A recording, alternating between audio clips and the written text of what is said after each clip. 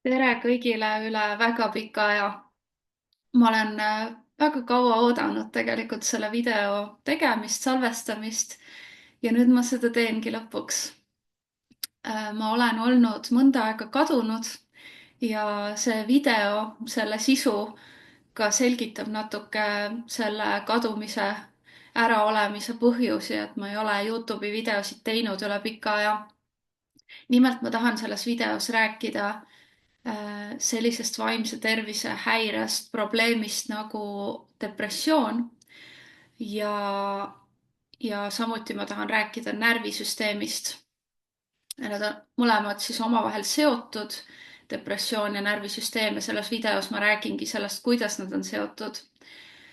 Ma loodan, et see video annab sulle, kui sa seda kuulad ja võib-olla sul on endal mingeid kokkupuuteid depressiooniga olnud või on praegu, kas siis isikliku kogemuse näol või lähedase kaudu. Ma loodan, et see annab mingit lisainfot sulle, võib-olla alternatiivset perspektiivi sellesse teemasse. Et see on selle video mõte, et tuua teistsugust lähenemist vaimse tervise teemadesse ja just depressiooni teemasse ja ka sellesse, kuidas depressiooni käsitletakse, sellepärast et nagu paljud teised vaimse tervise teemad ja probleemid, ka depressioon on üsna endiselt saadakse sellest mõniti valesti aru ja see on ka tegelikult nagu endiselt veel vähe uuritud. Me ei mõista sügavuti, noh, ma mõtlen siis just teaduslik maailmapilt alles püüab sellest aru saada ja näiteks sellest, et mis on seal algpõhjused või kuidas see avaldub või kuidas seda ravida.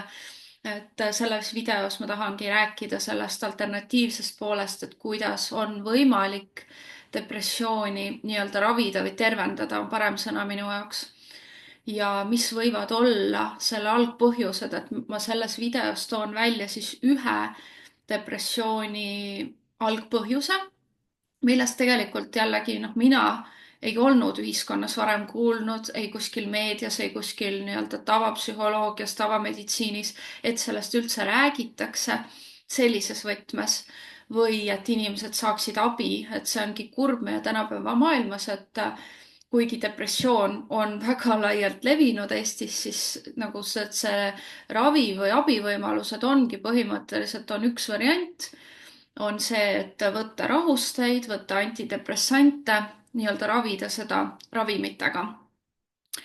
Hoida kontrolli all pigem oleks parem öelda või kuidagi hallata, et inimene saab sellega hakkama. Minu hinnangul ei ole see väga tõhus viis depressiooniga tegeleda. Ehk siis see probleem on selles nagu ka muudel teemadel, kus vaimse tervise häireid ravitakse ainult ravimitega. Teema on selles, et me ei tegele algpõhjusega. Me ei tegele sellega, miks keha, miks närvisüsteem on üldse sellises olekus, et ta läheb sellisesse seisundisse, mida me siis nimetame depressiooniks. Ehk siis me peaksime, me võiksime tegeleda algpõhjustega, et sel juhul ainult inimene saab ka päriselt terveks, ta saab ka päriselt lahenduse sellele teemale ja ta ei pea terve elu käima nii-öelda seletades, et tal on depressioon, et see ongi nagu mingi ravimatu asi. Ei, see ei ole ravimatu asi. Aga need lahendused ka, millest ma selles videos räägin, on alternatiivsed, ehk siis need ei sobi teatud hulgale inimestele sellepärast, et inimesed kas A ei usu alternatiivravisse, B ei julge sinnapoole vaadata või siis C mingi muu variant, et mingid eelarvamused või muud takistused. Et see on kahjuks see põhjus, et ma loodan väga, et ühiskond tulevikus jõuab rohkem sinna teele või siis osa ühiskonnast, oleks realistlikum arvata, hakkab rohkem vaatama sinnapoole, et on ka alternatiivseid viise, kuidas depressiooni ravida. Ma räägin ka sellest, miks ma sellest teemast üldse räägin. Ma räägin sellest sellepärast, et kuskil 2 aastat circa olen ma intensiivselt tegelenud enda depressiooni raviga ja selle algpõhjuse raviga. ja tänaseks päevaks, kui ma seda videot salvestan, olen ma kohas, kus mul ei ole depressiooni ja kus mu närvisüsteem on nii palju heas kohas, et ma tunnen ennast uuesti väga hästi ja mul on tagasi elujõud ja tagasi üldine energia ja jõud ja ka olen saanud suure kogemuse võrra ja teadmiste võrra rikkamaks, et seda teemat jagada ja just nimelt sellest ajendatud ka ma tahan seda videot teha. Depressioon, nagu ma ütlesin, üsna vääriti võistletud teema. Et jällegi kahjuks ühiskonnas me oleme sellises kohas paljuski, kus sellega tegeletakse niimoodi, et noh, see on selline haigus, et noh, mis teha, et tuleb ravimitega nii-öelda seda ohjata, ravida, et inimene suudaks üldse kuidagi nagu hakkama saada, on ju, ühiskonnas käia tööl, teha tavapäraseid asju. Et see on üks lähenemine, mis on praegu valdav. Nüüd ma jagangi seda, et mida mina avastasin läbi enda depressiooni loo, on see, et noh, mul oli ka see lähtepunkt selles mõttes teine, et olles nagu aastaid tegelenud alternatiivse teraapiaga, siis kui mul tekkisid ilmingud, depressiooni ilmingud, sümptomid, ma automaatselt ei läinud seda teed, et ahah, et ma peaks võtta antidepressante, rahusteid ja ma peaks sellega niipidi tegelema. See ei olnud ei minu sisetundest, intuitsioonist lähtuvalt absoluutselt minu jaoks õige ja hea otsus. Ja ma võin ka öelda etteruttavalt, ma ütlen selle video jooksul veel, et täiesti võimalik on depressiooni ravida ilma igasuguste ravimiteta, nullravimiteta, ehk siis minu näol ma võin öelda, et see õnnestus, ma ei ole võtnud mitte ühtegi antidepressanti, mitte ühtegi rahustit. Loomulikult ma tahan selle juures öelda, et ma ei ütle sellega seda, et kui sina tunned või keegi su lähedastest on saanud neist ajutiselt abi või pikaajaliselt abi, loomulikult on ka, on ka see võimalik ja ma absoluutselt ei laida seda täielikult maha. Lihtsalt ma ütlen, et kui sul on ressursse ja võimalust sellega tegeleda ka muud moodi, siis ma julgustan vaatama ka neid muid viise ja võib-olla ka paralleelselt neid kahte kasutama, ehk siis ravimeid ja selle juures ka näiteks teraapiat, ehk siis tegeleda algpõhjustega, tegeleda oma lapsepõlve minevikuga, sellega, kust see üldse alguse on saanud. Aga minu puhul jah, mina olen siis suutnud sellest läbi tulla niimoodi, et ma ei ole pidanud äh, ravimeid kasutama. Jah, ma näen ka enda iseloomust ja kõigest, et ma olen üsna tugev sisemiselt, emotsionaalselt just ja mentaalselt ka, et ju siis mina suutsin sellest nii läbi tulla ja mul oli ka suur tahtejõud ja soov uudishimu aru saada, kust see tulnud on ja mida see toimub, mis toimub minuga, et ja loomulikult ka see teadlikkuse tase aitab siin, et kui inimesel on rohkem teadlikkust, siis ta on rohkem avatud ja tal on ka rohkem selles mõttes ressursse, et tegeleda sellega sedapidi.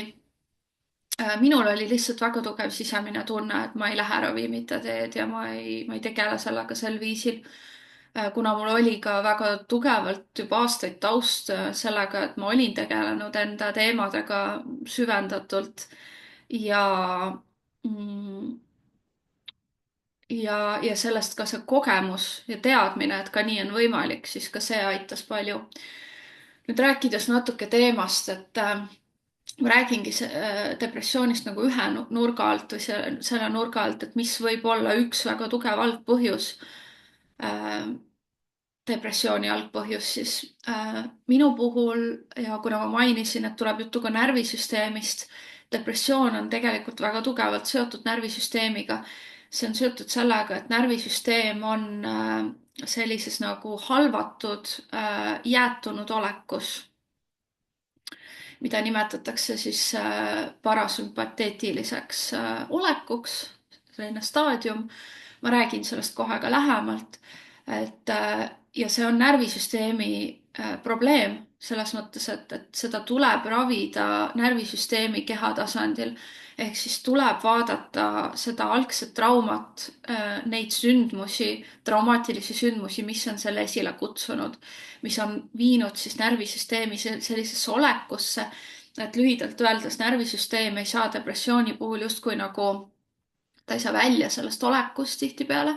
ta on sellises nagu halvatud olekus, kus inimesel ei ole energiat, tal ei ole jõudu, ta ei saa hakkama nii-öelda nagu tavapäraste asjadega, oma elurütmiga, igapäevaste asjadega või siis saab vahepeal ja siis kukub uuesti sellisesse langusesse. et võib ka olla, minu puhul oli ka selline olukord, et justkui vahepeal sul on energiat, sa justkui saad hakkama, muidugi noh, mitte väga hästi, et pigem ongi see, et saad hakkama. ja siis sa uuesti nagu langed ja see languse koht on siis see raskem koht, see, kus noh, sa pead justkui ennast koguma, taastuma ja üsna nagu noh, pealt noh, selles mõttes väikestest tegevustest siiski, et selleks ei ole palju vaja, et sa nii-öelda teed midagi ära ja siis sa pead nagu taastuma. ehk siis kehal, närvisüsteemil noh, ei ole energiat, et et saada, tulla toime asjadega, et võib-olla midagi ka luua ja ehitada ja algatada. depressioonis oleval inimesel ei ole sellist energiat. ehk siis jah, ta võib olla niimoodi, et see nagu depressiooni vormid on ka loomulikult erinevad, et võib ka olla selline vorm, et inimesel pole üldse energiat, ta on lihtsalt voodis, ta on apaatne, ta on täiesti nagu välja lülitunud, et ta ei saa üldse hakkama ja võib ka olla selline vorm, et ta on justkui nagu vahepeal tegutsemisvõimeline natuke ja siis uuesti langeb ja siis jälle natuke tegutsemisvõimeline ja siis uuesti langeb. et et asi on närvisüsteemis, et ma natuke räägin põgusalt, lühidalt.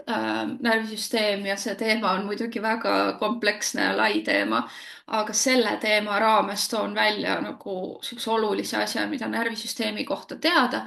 ja ma praegu toetun siin sellisel inimesel nagu Stephen Porges, kes siis lõi polüvagaalse teooria. Polüvagaalne teooria räägib palju vaagusnärvist, et see on selline oluline närv närvisüsteemis ja ta räägib selles teoorias siis autonoomsest närvisüsteemist ja autonoomne närvisüsteem jaguneb kahte süsteemi. üks on sümpateetiline süsteem, sümpateetiline närvisüsteem, teine on parasümpateetiline närvisüsteem. et sümpateetiline närvisüsteem on siis seotud, mida ilmselt inimesed tunnevad paremini, võitle-põgene tasandiga. ehk siis sümpateetilises närvisüsteemis närvisüsteem on aktiivne, aga ta on mitte aktiivne heas mõttes, sellepärast et ta on nagu üleaktiivne. ta on sellises, kas ma võitlen, kas ma jooksen on ju, võitlen enda eest, paanitsen või siis ma nii-öelda põgenen ehk siis hirmust paanikast põgenen millegi eest, on ju, väldin midagi. ehk siis selline üleaktiveeritus, mida veel võib iseloomustada näiteks siukse nagu tugeva vihaga, karjumisega, väga suure kaitstusega, et kaitsemehhanismid väga kõrged. selline hüper nagu aktiivne või hüper tähelepanelik staadium on ka see või selline, et ma jooksen ära pidevalt mingite asjadest või hoian ennast aktiivsena, et ära põgeneda mingite asjadest, et selline ebameeldiv, üleaktiivne seisund on see sümpateetiline seisund. ja jah, et justkui energiat võib ka öelda, et see on selline ka nagu ellujäämistasand ja seal on justkui tundub, et energiat nagu liiga palju, et inimene närvisüsteem on nagu hõivatud sellega, et ta tunneb ennast ohustatuna ja tahab midagi teha, et sellest olukorrast välja tulla. kas siis võidelda või põgeneda. siis on parasümpateetiline närvisüsteem, mis on seotud sellise nagu, nimetatakse ka sihuke puhkuse ja seedimise faas, ehk siis see on rohkem seotud siukse taastumisega, rahulikuma seisundiga, kasvamisega, ehk siis selline puhka ja seedi taastu staadium. mida veel võib öelda selle parasümpateetilise närvisüsteemi kohta, see on samamoodi nagu nii-öelda normist väljas, ehk siis see on ellujäämisstaadium, samamoodi nagu sümpateetiline närvisüsteem, aga ta on rohkem, ta on selline nagu, just nagu ma enne ütlesin, depressiooni kirjeldades on ta depressiivse inimese puhul just see staadium, kus on see nii-öelda inimene on nagu, ongi nagu jäätunud, ta ei suuda midagi teha, seda iseloomustabki sihuke nagu noh, nagu madalseis, väga tihti öeldakse selle kohta, et on nagu null energiat, lihtsalt mitte midagi justkui ei toimu. ei ole tundmist väga palju, mingeid tundeid, on nagu välja lülitatud justkui selline olek ja ka sihuke mis see eesti keeles see sõna on tundetu, jah, tundetu. et see on selline nagu inimene on nagu mis see sõna eesti keeles on, välja lülitatud ja dissociation ehk siis ta on, ta ei ole aktiivselt nagu kohal. et närvisüsteem on sellises tasandis, kus nagu ta ei suuda hakkama saada tänu ja mille tõttu see on trauma ja väga suure stressikoguse tõttu tekib siis parasümpateetiline faas, kui närvisüsteem jääb sinna nii-öelda nagu kinni, et ta ei suuda sellest välja tulla, ta ei suuda uuesti taastuda.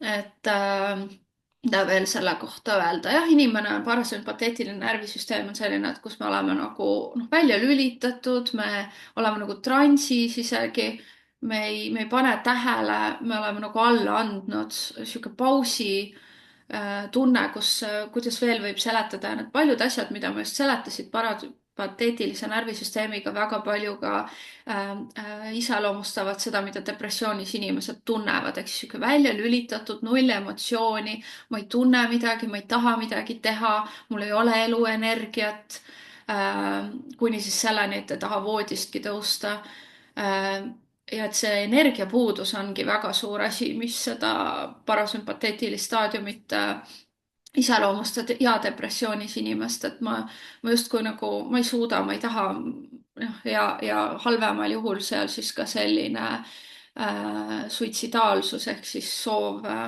enda elu lõpetada selle tõttu, et lihtsalt sa ei näe mitte milleski mitte mingit pointi närvisüsteem lähebki sellisesse olekusse, sest ta ei suuda enam selle trauma ja stressiga, mis on kogunenud kehas, närvisüsteemis hakkama saada.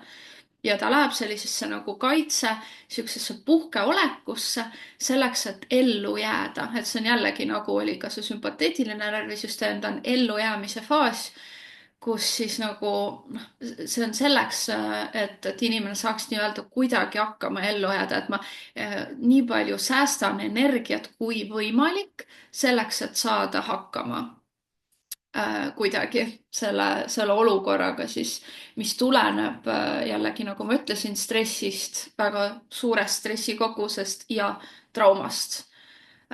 miks siis keha ei suuda sealt nii-öelda välja tulla ja närvisüsteem mm.. ja siis on selline vahepealne staadium, mis on kombinatsioon nendest mõlematest, et kus nagu närvisüsteem liigub kahe staadiumi vahel ja on kombinatsioon nendest kahest ehk siis sümpateetilisest, parasümpateetilisest, mis ta peakski olema. ja selle nimi on siis selline nagu sotsiaalne tasand või sotsialiseeritud tasand, kus on ühendus, kus on suhtlus ühiskonnaga, teiste inimestega, seal on selline teadlikkus, seal on ruum, et ühenduda teistega, ruum, aeg, energia, et tegeleda iseendaga ja ühiskonna tasandil teiste inimestega. ehk siis see on selline vastupidavuse normaalne tasand seal vahel. ta ei ole, ta on nii-öelda regulatsiooni tasand, et kui sümpateetiline, parasümpateetiline on väljaspool seda normi nii-öelda reguleeritud või väljaspool normi, siis see on nagu selle normi piires. see on jah, ka selline tasand, kus siis inimene on aktiivne, avatud, normaalselt aktiivne, ehk siis ta ei ole sellises võitle-põgene tasandis, aga ta on normaalselt avatud, tegutsemise võimeline, võrdlemisi rahulik. ta saab hakkama endaga, oma eluga, ta on huvitatud maailmast, ta on huvitatud oma elust, tegevustest, ta tahab luua, ta tahab tegutseda, tal on jõudu, energiat, et sellel tasandil, mida see ka iseloomustab, on selline nagu äh, äh, teistega arvestamine, tagajärgede nägemine, vastutustunne, fookus, loogika, selline probleemide lahendamine, uudishimu ehk siis ka rõõm, elujõud, see, et me tunneme tundeid, rahu, kannatlikkus, lahkus, hellus, et kõik sellised nagu head omadused on seotud siis selle noh, seda keskmist staadiumit ka nimetatakse ju tolerantsi aknaks, et kus on nagu see normaalne normaalne toimimisviis siis nii-öelda, kus peakski olema inimene, närvisüsteem enamiku ajast. Ja seal on ka niisugune võime ennast kontrollida, ennast hallata. Siin on optimaalselt inimesel energiat ja närvisüsteem loomulikult peakski siis toimima niimoodi, et ta liigub aeg-ajalt nagu nende erinevate faaside vahel. Et kui on vaja tegutseda, kui on ohuolukord, siis närvisüsteem läheb pigem sinna võitle-põgene tasandile mingil määral, et olla mobiliseeritud, et saada hakkama ja siis ta tuleb tagasi sellesse normaalsesse faasi ja kui on vaja mingil hetkel puhata, näiteks parasümpateetilisse närvisüsteemi tulla, et siis ka saab närvisüsteem taastuda, näiteks kui me puhkame, kui me magame, kui me sööme, aga ta saab uuesti liikuda nii-öelda normaalsesse tasandisse ja aktiivsemasse tasandisse, kui on vaja. Et normaalselt närvisüsteem peakski niimoodi toimima. Aga kui me oleme kogenud, kui inimene on kogenud traumat, väga suuri raskusi elus, lapsepõlves, minevikus, siis närvisüsteem ei pruugi enam saada, et ühel hetkel ei saagi hakkama enam selle reguleerimisega. Ehk siis ta jääb kinni. Ta võib jääda ka kinni sellesse nii-öelda võitle-põgene staadiumisse liiga pikaks või siis sellesse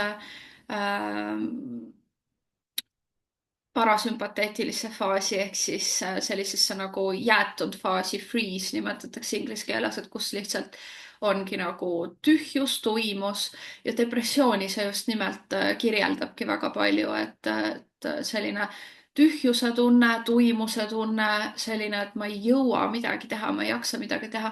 Kui ma räägin uuesti enda kogemusest, siis minu kogemuses oligi, et õnneks mul ei olnud seda kõige hullemat depressiooni vormi, ehk siis ma sain eluga enam-vähem hakkama, aga justkui normaalsus, millest ma saan praegu aru, et ei ole normaalne, aga oli aastaid oli see, et on justkui nagu väga vähe energiat, et sa teed, et selleks, et midagi teha, kulub nagu tohutult energiat, sa pead ennast tohutult kokku võtma ja siis nii-öelda taastuma sellest pikalt, et sa teed mingi väikse asja piltlikult nagu ära ja siis sa taastud sellest, et kus sa nagu ei jõua mitte midagi teha, sa lihtsalt oled, vaatad lakke ja see ei ole selline normaalne taastumine, see on see taastumine, et ma ei suuda, ma ei jõua midagi teha.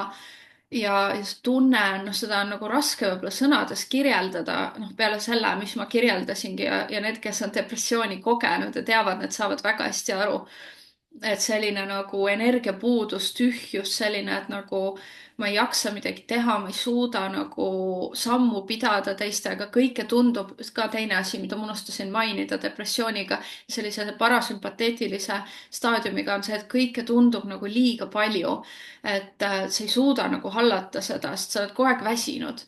Sest keha lihtsalt on selles ellujäämisfaasis, kus ta üritab energiat hoida ja koguda, mitte välja anda. Ehk siis sellepärast läheb ka, kui sa midagi vähe teed, ütleme, et teed midagi ja siis uuesti keha läheb sinna, et okei, ma nüüd pean puhkama, koguma seda vähestki, mis mul on. Et ka üldiselt, mis on oluline siin mainida, traumat iseloomustabki see, et inimesel puudub normaalne ligipääs enda eluenergiale. Sest trauma võtab närvisüsteemis kehas palju energiat ja selle võrra siis on sul vähem energiat, eluenergiat iseendale ja sellepärast on ka absoluutselt ülioluline oma traumadega tegeleda. Et me peaks tundma, et meil on normaalset energiat, et me tunneme ennast hästi, täis elujõudu, rahulikuna nagu ühenduses eluga, mitte et me oleme nagu välja lülitatud, et me ei saagi hakkama ja meil ei ole energiat, aga trauma seda teeb. Ja minu meelest sellest ei räägita väga palju depressiooni puhul üldse, meile räägitakse nendest nii-öelda jah, sümptomitest, ka nendest vähe Eestis minu meelest räägitakse sellest, et seda saab ravida antidepressantidega, rahustitega ja nii edasi. Aga see ju ei lahenda probleemi. Sa ei tervenda oma närvisüsteemi ja selles see jama ongi, sa ei tervenda seda traumat. Ma mõistan ka seda, et see võib tunduda, see jutt, mis ma räägin ja ka see, et okei, et tervenda oma traumasid või vaata, mis see algpõhjus on, tervenda närvisüsteemi nagu väga palju asju, mida nagu tundub nagu keerulisena, ma mõistan seda, aga tegelikult nagu iga asjaga, kui sa hakkad sinna sisse vaatama ja süvenema, see tegelikult ei ole nii keeruline. Sa õpid iseenda kohta, sa õpid iseennast tundma, kui sul on professionaalekspert, kes sind aitab sellel teel ja juhendab sellel tervenemise teel, siis see ei ole raske, sellepärast et raske tundub asi siis, kui sul puudub piisavalt infot, kui sul on mingid eelarvamused. Et mis puudutab ka seda, mis ma rääkisin närvisüsteemist, siis tegelikult, kui sa saad sellest aru, nendest 3 staadiumist ja sellest, kuidas närvisüsteem toimib, siis sa saad ka aru sellest, kuidas hakkad nagu mõistma, kuidas sina toimid, sa oskad ennast paremini jälgida päeva jooksul. Sa oskad paremini aru saada, mida sa tunned, miks sa nii tunned, sa oskad paremini ennast õpid reguleerima. Et need on hästi-hästi olulised oskused ja kuna depressioon puudutab nii paljusid ja ma olen kuulnud ka oma klientidelt ja nii paljudelt seda, et noh, et ma saan aru, et see on, aga ma ei oska sellega midagi teha. Et ainus vahend ongi justkui ravimid ja antidepressandid, siis noh, ma tahangi öelda, et see ei ole nii.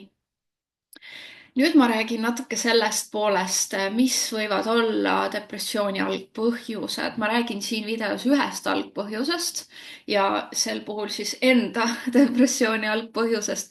Aga kuna ma tean, et see puudutab paljusid inimesi, see algpõhjus, et see ei ole kaugeltki ainult minul, siis ma tahangi sellest rääkida ja teine põgusalt räägin sellest, kuidas sellist asja ravida. Ehk siis depressiooni üks algpõhjus, väga oluline teema jällegi, ma olen tegelikult oma varasemates videotes sellest kindlasti rääkinud ja ma olen ka naistejuttude ühes podcastis sellest teemast rääkinud. Ja see puudutab häälestust, emotsionaalset häälestust. Ja just lapsepõlves siis. Väga tavaline Eesti ühiskonnas, kuna meil on selline keeruline ajalugu olnud, on see, et on olnud mitmeid põlvkondi, kus inimesed ei ole üldse saanud, neil ei ole olnud aega, ressurssi, võimekust üldse tegeleda endaga emotsionaalsel tasandil. Pole olnud sellist teadlikkust, pole olnud aega, pole olnud ressursse. Kui on olnud sõjad, on olnud tugevalt selline ellujäämisfaas, vähe toitu, aega, palju puudust, siis paratamatult meil ei ole aega, võimekust tegeleda ja ühiskonnas pole ka neid teadmisi, et tegeleda nagu iseendaga või tegeleda enda vaimse tervisega ilmselgelt. Et see on väga-väga uus teema.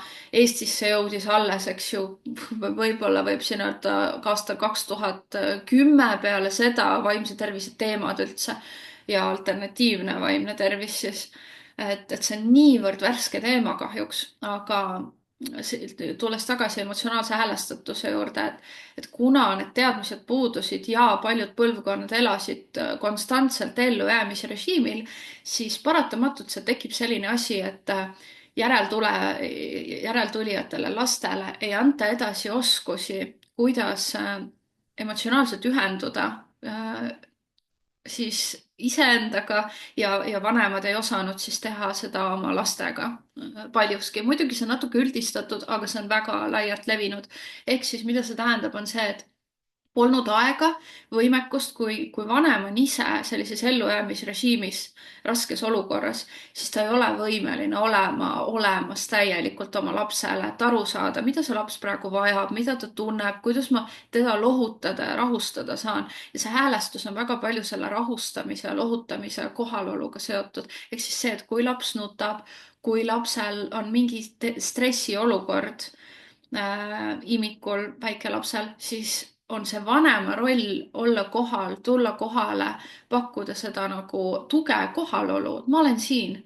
Selle läbi lapse närvisüsteem, keha saab üldse hakata ennast reguleerima ja rahunema.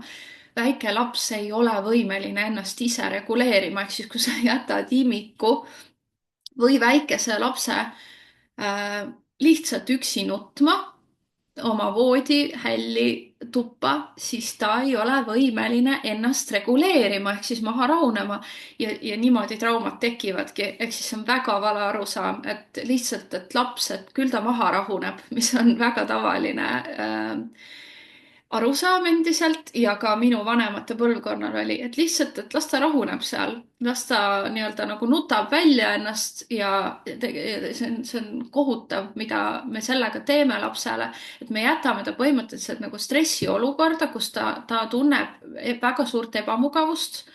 Ta vajab vanemalt seda lohutust, rahustamist või mida iganes ta vajab sel hetkel, kus vanem peaks olema kohal, et häälestada ja siis me jätame ta nagu luupima sinna stressiolukorda, et seda ei tulegi, seda abi.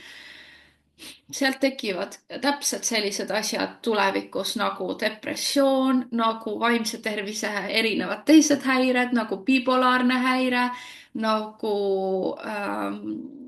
ka sellised karmimad asjad nagu nartsissism, nagu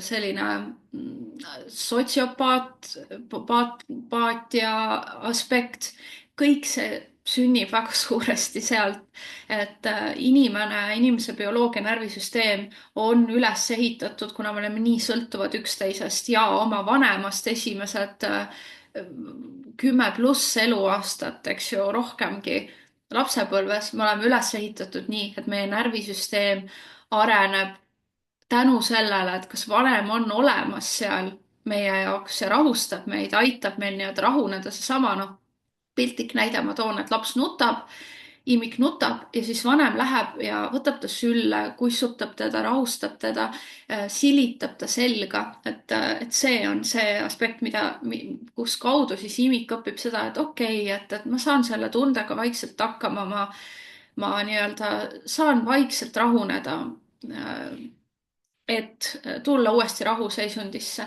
Ja ka minu puhul nüüd, mis puudutab depressiooni, on see, et kui närvisüsteem, kui laps kasvab keskkonnas, kus on pidevalt või väga tihti see, et laps jätakse üksi, ta jääb näiteks üksi oma hälli nutma või ta on palju, peab üksi olema, kui ta on väga väike, siis on see väga tavaline, et laps, kuna ta vajab seda vanema kohalolu ja tuge ja seda ei ole regulaarselt, see regulaarsus on väga oluline, see ennustatavus lapse jaoks, siis ta on pidev nagu stressiseisundis ja ta ei suuda, kuna lapsel ei ole neid oskusi ja tal ei saa mitte kuidagi neid olla, see on võimatu, et ta ennast rahustab. Ja eriti kui ta ei räägi veel, siis ta ei ole võimalik aru saada loogiliselt sellest olukorrast, siis ta lihtsalt jääb sellisesse stressiseisundisse ja närvisüsteem areneb siis pidevalt sellises nagu stressiolekus, et stressiolek muutub nii-öelda nagu normaalolekuks, et pidevalt on see kahtlus, hirm, et kas vanem on, pidevalt on see tunne, närvisüsteem on sellises staadiumis, et ma olen pidevalt üksi või ma tunnen ennast pidevalt üksi või siis selline nagu paanikaolek vahepeal, et nagu ma ei saa seda, mida ma vajan ja sealt areneb siis hiljem, võib areneda välja depressioon, depressiivsed seisundid. Ka minu puhul oli seesama, et see algpõhjus oligi see, et ma olen väga noorte vanemate laps ja mu vanemad käisid ülikoolis ja tööl paralleelselt, kui mina olin imik, sündisin. Ja siis oligi niimoodi, et ma olin kas palju nii-öelda lapsehoidja või meil oli sihuke naabrinaine, kes mind hoidis aeg-ajalt, aga seal tekkisid ka loomulikult need kohad, kus ma olin palju üksi. ja sealt see tekibki, nagu ma seletasin, et lapse närvisüsteem on kogu aeg sellises stressiolukorras, et noh, võib-olla vahepeal tuleb see vanem, ka minu puhul noh, aeg-ajalt tuli siis see vanem onju, et rahustama ja siis teda jälle pikka perioodi ei ole ja närvisüsteem ei saa rahuneda, tal jääb sisse kas väike sihuke stressiseisund või väga suur stressiseisund vastavalt siis närvisüsteemi tundlikkusele, omapärale ja ka sellele, kui palju siis vanem on olemas, et see on ka oluline, et meie närvisüsteemid inimesena on väga erinevad. minu puhul näiteks mul on väga tundlik närvisüsteem, see tähendab, et see mõjutas mind rohkem. võib-olla kui see mõjutab kedagi teist, kes on rohkem sihuke rahulikum tüüp. et ka oluline teada, aga sealt tekkiski see, et närvisüsteem tundis pidevalt, et ma noh, sihukest nagu häire, stressiseisund ja ka väga tugev üksinduse foon. kusjuures ma elasin selle üksindusega rahulikult kuni kuskil eelmise aastani, üle-eelmise aastani. Arusaamatu, noh, minu jaoks oli nagu normaalne seisund, et see üksindus, ta on selline, ta on pidevalt sul nagu kehas ja sees alateadvuses sa ei oskagi nagu teistmoodi maailma kogeda, sellepärast et see on trauma, mis on lahendamata ja sa kogedki sihukest pidevat üksindust ka siis, kui sa oled koos teiste inimestega, kui sa oled üksi. see võib väga erinevalt inimestel väljenduda ja see on teine oluline märksõna, mida ma tahan selles videos rõhutada, üksindus, mis käib väga tugevalt depressiooniga kokku. ehk siis see pidev nagu üksinduse tunne, et kui see laps, eks ju, imik oli palju üksi, pidi kuidagi hakkama saama selles kõrge stressi olukorras, kus ta ei saanud seda vanema lohutust, lähedust, häälestus ka see, et vanem näitab ja tegutseb nii, et ma näen, mida see laps vajab, ma häälestun sellega, mida see laps tunneb. kui seda ei ole, laps on sellises kõrgendatud stressiseisundis kogu aeg, siis lihtsalt võibki areneda hiljem elus sihuke depressiivsed seisundid, sest närvisüsteem, noh, ta tahab saada sellest olukorrast välja, ta ei saa niimoodi lihtsalt omal käel sellest välja, sest närvisüsteem ongi sellises faasis pidevalt, et sellises ellujäämisfaasis, et ma tunnen ennast üksi, ma olen kurb, mul ei ole energiat. see on väga oluline mainida, et sellisest põhjusest lapsepõlves võibki tekkida depressioon. jah, on ka teatud teisi põhjusi, mida ma siin videos ei maini praegu ja ei lahka, aga üks väga suur põhjus ja minu loo näitel võib ka siis olla see, et vanemate emotsionaalse häälestuse puudus ja ka kohalolu puudus, mis on lapsele eluliselt vajalik selleks, et ta närvisüsteem areneks normaalselt, et ta kogeks turvalisust, et ta kogeks hoituse tunnet, et ta kogeks seda tunnet, et ma saan hakkama iseendaga ja oma tunnetega. video ilmselt jällegi on väga pikale veninud, aga ma tahan lõpupoole liikudes öelda ka seda, et mida sel puhul teha, et võib-olla sa kuulasid seda videot ja sa tundsid siin ennast ära, sa oled samamoodi tundnud ennast, sa oled sama kogenud. mis siis teha? ja enne seda, et mul ei lähe meelest ära, ma mainin ka seda, et kuidas sellest on palju rääkida, aga lihtsalt selle video pikkuse raames ma ei hakka sellest nii pikalt rääkima, aga üks võimalus, kuidas seda siis nii-öelda tervendada, ravida alternatiivsel viisil. ma ei räägi siin rahustitest ega antidepressantidest üldse. alternatiivsel viisil tervendada on ja ma ei saa sellest rääkida väga pikalt, aga ma mainin ära märksõna, on läbi alternatiivse ravi nagu psühhedeelikumid.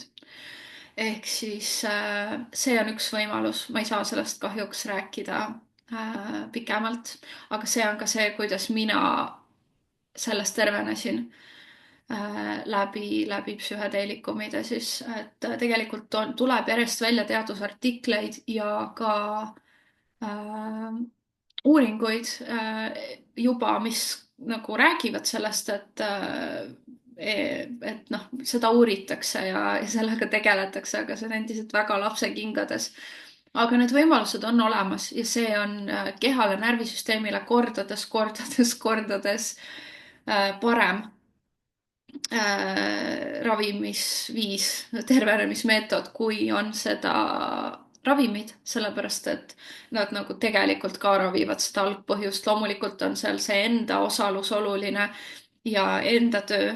ka minu näol, siis ma tegin seda seansside raames, seda ravi, aga ma ka omal käel siis närvisüsteemi tervenemine, millest ma räägin ka lõpus nüüd kohe sellest poolest, et mida siis nii-öelda teha, ka on erinevad harjutused närvisüsteemile. selge on see, et on vaja tuua nii palju rahulikkust ja sihukest nagu lõõgastust kehasse ja närvisüsteemi, kui võimalik on.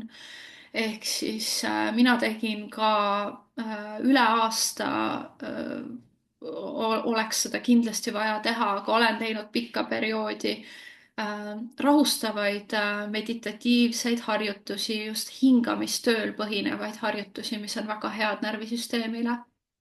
See on absoluutselt oluline selles, ehk siis see vajab jah distsipliini, aga see on absoluutselt tehtav, nagu iga asi vajab mõnes mõttes distsipliini, et teha neid harjutusi igapäevaselt või mingi regulaarsuse intervalliga.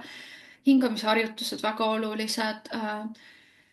Enda keha jälgimine väga oluline, jalutamine on väga toetav asi, et kindlasti mitte kõrge intensiivsusega trenni teha, see on välistatud, aga rahulik liikumine, igast somaatilised harjutused, samamoodi mindfulnessil põhinevad harjutused aitavad hästi, keha tunnetamine erinevate tajude kaudu, erinevate kehaosade märkamine, tunnetamine ka superhead selle jaoks, erinevad somaatilised praktikad siis. mina tegin jah läbi hingamisharjutuste, mulle nad väga hästi sobisid, toimisid. ja tänaseks päevaks olen siin, kus ma olen rahuseisundis, stabiilsuse seisundis, mul on energiat. mul on hea olla, ma olen rõõmus. ka oluline ära mainida võib-olla nendele, kes seda kuulavad ja mõtlevad, et kuidas ma seda kõike alustan ja kas see on võimalik, täiesti võimalik on kogeda seisundit, et sa ei tunne enam üksindust, sa ei tunne enam niisugust rõhutuse tunnet, stressitunnet, nagu pidevat stressifooni. ma mõtlen see, et stress on aeg-ajalt jah ikka, aga selline pidev stressifoon, et tänaseks päevaks ma ei tunne sellist üksinduse tunnet, see oli mul pidev sihuke nagu allhoovus või foon pidevalt oli üksinduse tunne, ma ei koge enam seda sellisel viisil üldse ja energia on tagasi, et see on see, mis on võimalik, kui sa otsid alternatiivset abi. teine asi, mida mainida siin on see, et sellega on väga tõhus ja hea ka tegeleda, mida ma ei jõudnud enne öelda, et mina tegin palju ka eeltööd, enne kui ma hakkasin selle algtraumaga ehk siis selle häälestuse teemaga oma lapsepõlves tegelema. tegelesin ma sisemise lapse tööga, see on samamoodi hästi efektiivne ehk siis vaadata läbi selle seda, kust see stressiseisund tekkinud on, et kuidas luua kehasse, närvisüsteemi seda turvalisust. seda on vaja teha, ma tegin seda pikalt aastaid ja see ei pea ka sinu puhul, see ei ole garanteeritud, et see võtab aastaid. see võib võtta, see ei pruugi võtta. üldiselt tervenemisteekond on pigem selline aeganõudev, distsipliini nõudev, aga ma tõesti ütlen, et kordades parem kui see, et elada sellises hakkama saamise tasandis, kus sa ei saa tegelikult hakkama eluga, selline toimetulek oleks vist õigem öelda, et noh, ma kuidagi püsin vee peal või nagu nina on kuidagi vee peal, see ei ole elamine. elamine on siis, kui meil on elujõud, meil on tahe asju teha, meis on rõõm, meis on lootus, tasakaal, rahu. ja ma ütlen ka seda, et jah, ma tegin aastaid seda sisemise lapse tööd, aga kõige muutus tuli tegelikult mõne seansiga ja siis kuskil pooleaastase tööga oma närvisüsteemiga. ehk siis see võib ka mahtuda vabalt aastasse raamistikku umbes, et see ei ole võimatu kaugeltki. ja nagu ma selle video alguses ütlesin, on absoluutselt võimalik terveneda depressioonist, vabaneda täielikult ilma igasuguse pideva ravimite võtmiseta, pideva nagu jah, siukse lootusetuse tundega. et see on täiesti võimalik ja Läbi selle olen ma loomulikult saanud kogemusi, kuidas aidata, kuigi ma ka varem tegelesin terapeudina traumade tervendamisega, olen ma sellest saanud veel palju targemaks ja on mul nüüd pagas ja teadmised, et aidata veel rohkem ka teisi inimesi, kes siis sama teemaga on maadlemas, on pahuksis, nagu seda on depressioon või selline üldine nagu energiapuudus ja arusaamatus, et miks ma kogen seda. Lõpetuseks ütlen veel siia elustiili juures lisaks jalutamisele, liikumisele, looduses viibimisele, mis on ülioluline ka ja mis toetab veel hästi hea ja oluline on B-grupi vitamiinid ehk siis närvisüsteem on seotud B-grupi vitamiinidega. kui sa võtad B-kompleksi vitamiine, on see tunduvalt kiirem ja lihtsam see tervenemine. mina võtan neid igapäevaselt, ei kujuta enam elu ette ka ilma selleta, sest lihtsalt nad ehitavad, toetavad nii palju seda närvisüsteemi, et see on väga oluline. teine asi, mis võib toetab, on magneesium. Magneesiumdiiglütsinaat, mingil määral ma tean, et ka magneesiumi teised vormid, aga mina võtsin magneesiumdiiglütsinaati ja aeg-ajalt ma võtsin ka siukest magneesiumi segu erinevatest magneesiumi vormidest vedelal kujul. et ka see aitab just une puhul, sest ka jälle ei jõudnud videos rääkida, nüüd mainin ära lõpetuseks, depressiooni puhul ka väga tihti on inimesel unehäired, mis minu puhul, sellest mul algaski asi, hästi tugevad unehäired, ei saanud magada korralikult, et see B-grupi vitamiinid ja magneesium aitab ka selle puhul, et ta aitab, kui sa tegeled juba niigi oma traumade ja närvisüsteemiga, siis ta toetab meeletult, et keha saab, närvisüsteem saab taastuda, ennast üles ehitada. Tuni saab vaikselt taastuda, une taastumine võtab aega ja see on igati normaalne, aga see on kõik tehtav ja teostatav, ehk siis ka toidulisandid aitavad sel puhul. kuna video on saanud niikuinii väga pikk ja teema on kompleksne, seda ei saa kahe lausega nii-öelda edastada, siis ma võtan praegu otsad kokku selle depressiooni ja närvisüsteemi teemal. mina ei ole kuulnud, et sellest väga palju räägitakse üldse selle seosest või selle tervendamisest ja tahtsingi öelda, et see on täiesti võimalik ja sa ei pea terve elu käima nii-öelda selle sildiga endale otsa ees, et mul on depressioon, et noh, mis teha, ma pean kuidagi sellega elama. ei pea elama, ei pea ellujäämistasandil elama nina veest ainult väljas, et kuidagi hakkama saama, on ka teisi variante. et aitäh, et sa seda videot vaatasid. ma loodan, et sul oli sellest videost abi, toetust. kindlasti tasub teha mindfulnessi harjutusi, kui sa tahad selle teekonnaga alustada. Mindfulnessi harjutusi või hingamisharjutusi või erinevad somaatilised tehnikad, harjutused. Need aitavad väga palju juba tuua, hakata nagu närvisüsteemi tooma sinna, et valmistuma ja tooma sinna, et ta saab nii-öelda taastuda ja rahuneda. ehk siis ma soovitan guugeldada, otsida või siis pöörduda minu poole nõustamisse, teraapiasse, kus ma saan anda neid harjutusi ja rääkida vastavalt sinu seisundile lähtuvalt siis, et mida sul oleks vaja või kuidas sellele läheneda. loomulikult ma ka soovitan absoluutselt tegeleda selle teemaga teraapias, sellepärast et ei ole muud viisi, lihtsalt teine viis jah, on võtta antidepressante, ei soovita, sest väga halb tervisele pikas perspektiivis, kurnav närvisüsteemile, jätkusuutmatu ehk siis ei ole jätkusuutlik.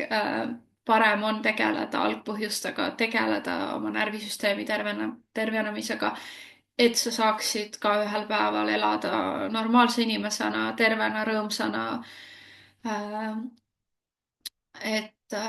Jah, see on minu selle video teema. aitäh, et vaatasid, kuulasid. kui sulle see video meeldis, pane sellele videole like või pane subscribe, telli mu kanalit, võid jagada loomulikult seda videot, kui sul tekkis mingeid mõtteid, võid kommenteerida selle video all, võib-olla jagada video all enda lugu või mõtteid, kui sul on kogemusi sel teemal. Ja aitäh, et kuulasid. Kui sa tunned, et sa tahad tegeleda enda teemaga, depressiooniga või sa tundsid ennast kuidagi ära selles videos, siis kirjuta mulle. Saad tulla minu juurde nõustamisele, kus ma saan siis vastavalt sinu olukorrast juba lähemalt saame vaadata seda teemat. ja ega muud midagi ei olegi. Aitäh, et kuulasid seda pikka videot ja ilusat päeva, ilusat aasta algust samamoodi kõigile.